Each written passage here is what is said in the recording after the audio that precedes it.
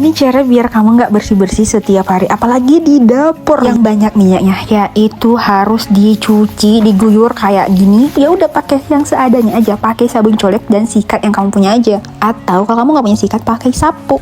Dan gak perlu ribet kok bebersih, cukup pakai sabun colek aja bisa menyuci dapur ini jadi kinclong.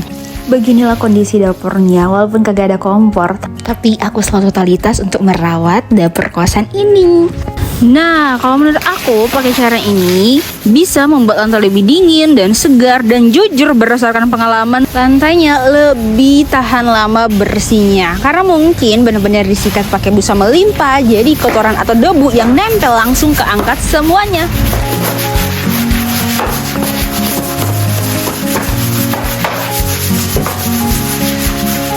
Dan jujur cara ini banyak dilakukan oleh ibu-ibu yang ada di Indonesia. Walaupun capek banget pakai cara ini, tapi hasilnya itu sangat memuaskan. Dulu aku sering berpikir nanti aja rajin beberes-beresnya kalau udah punya rumah sendiri. Tapi lama-lama aku sadar kalau sekarang aku belum bisa merawat tempat kecil yang aku punya, gimana nanti aku merawat rumah impianku. Jadi sekarang aku memilih untuk mulai dari sini. Pelan-pelan aku belajar merawat kosan sederhana ini.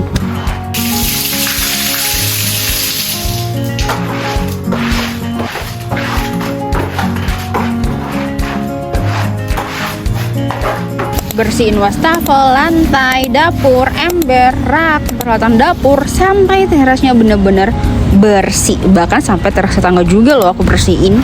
Karena ternyata yang bikin nyaman bukan luas rumahnya, tapi cara kita merawatnya.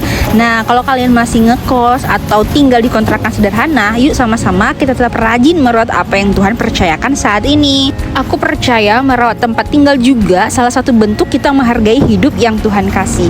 Walaupun masih kosan, walaupun masih sederhana, tempat ini tetap menjadi tempatku pulang setiap hari.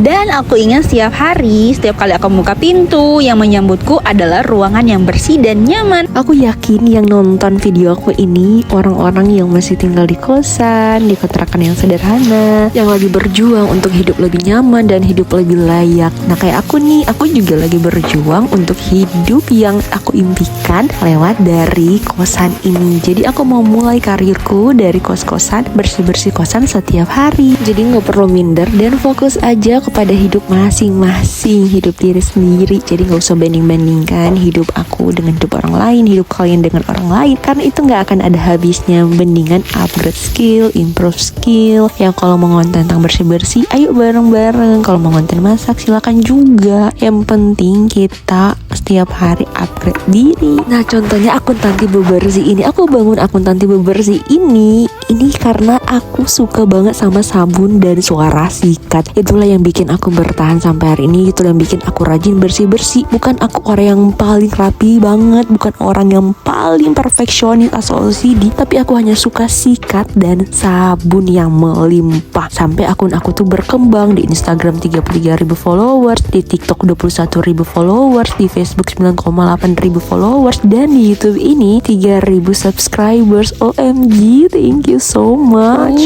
Dan gak hanya itu, aku juga dapat brand-brand yang luar biasa yang bekerja sama dengan aku, dan itu bisa membantu kebutuhan kehidupanku. Dan itu semua karena pekerjaan Tuhan, itu semua karena anugerah Tuhan. Ya bagianku hanya kerja.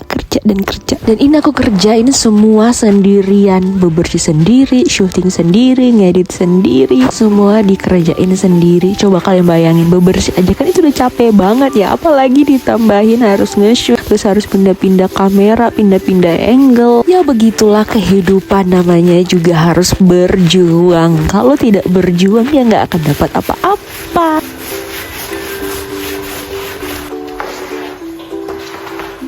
Tapi aku percaya perjuangan itu pasti akan ada hasilnya, itu gak akan ada sia-sia. Di luar sana juga aku lihat banyak ibu-ibu yang ngonten bersih-bersih juga untuk membantu suaminya memenuhi kebutuhan rumah tangga, buat anak-anaknya, buat keluarganya. Aku salut banget sih sama ibu-ibu yang dia terus belajar gimana ngedit, gimana syuting, gimana dia harus bikin konten.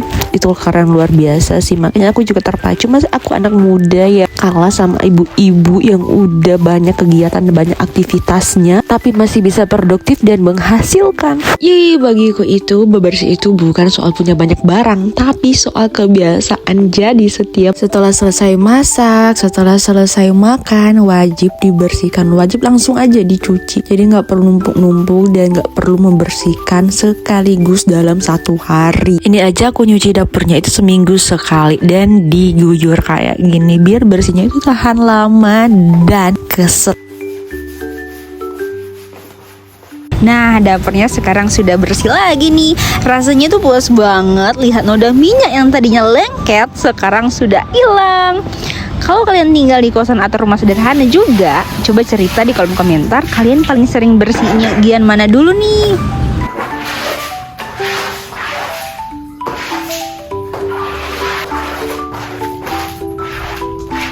Makasih banyak ya yang udah menemani aku bebersih hari ini. Oh my god. Kalau kalian suka dengan konten merawat kosan sederhana, bebersih setiap hari, dan juga suka dengan cerita-cerita sederhana kayak gini, jangan lupa subscribe ya, supaya kamu makin semangat bebersih dan gak minder lagi untuk berjuang dalam kehidupan ini. Dan tahap terakhir aku membersihkan ember-ember yang ada di kosan ini yang penuh lumut. Nih kalian bisa lihat ya, aku nyucinya itu pakai sabun cuci piring dan sabun colek aja. Nih lihat nih embernya, ya ampun penuh lumut dan penuh kerang.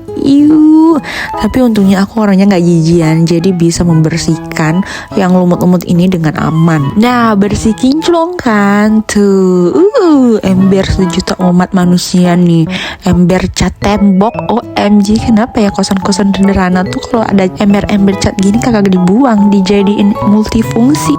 Tada, ini dia kondisi dapurnya setelah bersih. OMG, aku seneng banget yang terbayarkan hasil kerja kerasku di hari ini.